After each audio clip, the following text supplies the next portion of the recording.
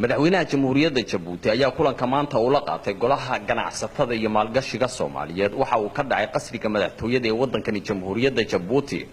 waxaana ka soo qayb galay dhammaan qaybaha kala duwan ee ganacsatada waddanka Soomaaliya iyaga oo ka kala yimiday qaybo kala duwan oo ka tirsan caalamka iyo waliba gobolada kala duwan ee Soomaaliya kulankaasi ay madaxweynaha isla soo qaadeen hanaanka horumarineed ee dhinaca ganacsiga Soomaaliya iyo waliba sidii ganacsatadu ay isugu xirnaan lahayd iyaga oo sidoo kalena madaxweynaha jamhuuriyadda Jabuuti uu ku guubaabiyay inay ka qayb qaataan hanaanka dhisme iyo ammaan ee waddanka Soomaaliya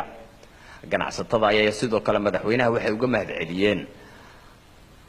soo dhaweyntii uu fidiyay iyo waliba isgarabtaagii uu isgarabtaagay ganacsatada Soomaaliyeed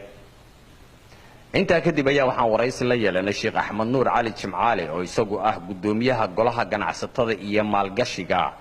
Soomaaliyeed waxa uu ka warbixinayaa kulanka ay madaxweynaha la qaateen iyo waxyaabihii sida gaarka ah ay uga hadleen madaxweynaha waxaan ugu bogaadinay waxqabadka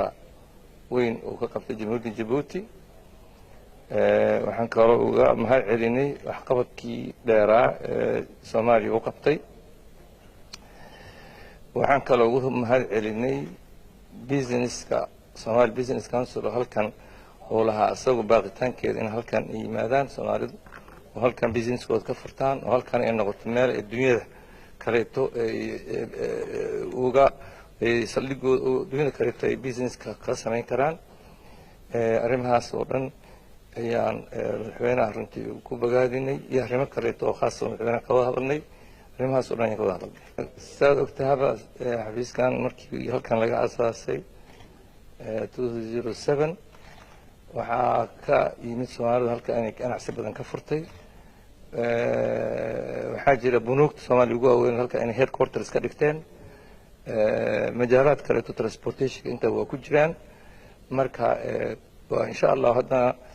Jabuuti ganacsatada Soomaalida aad iyo aad yani horumarka cusub halkan ka jira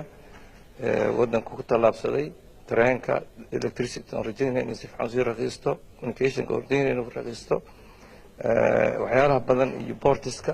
intaba waxay soo jiidanayaan in ganacsatada Soomaalida halkan in badan oo kamid ay timaado ganacsatada Soomaalida ah oo maalinkii labaad uu shir uga soconayo hoteelka Kambiski caasimadda waddankani jamhuuriyadda Jabuuti ayaa lagu wadaa in kulankoodaasi ay soo gabagabeeyaan galabta iyaga oo doortay gudoomiye iyo gudoomiye ku xigeen halka gudoomiyaha golaha mar kale dib loogu doortay Sheekh Axmed Nuur Cali Jimcaale iyadoo gudoomiye ku xigeen loo doortay Cabdirashiid Haybe Dubad Mikael Cabdirashiid Barre raadiyaha telefishinka qaranka Soomaaliyeed Jabuuti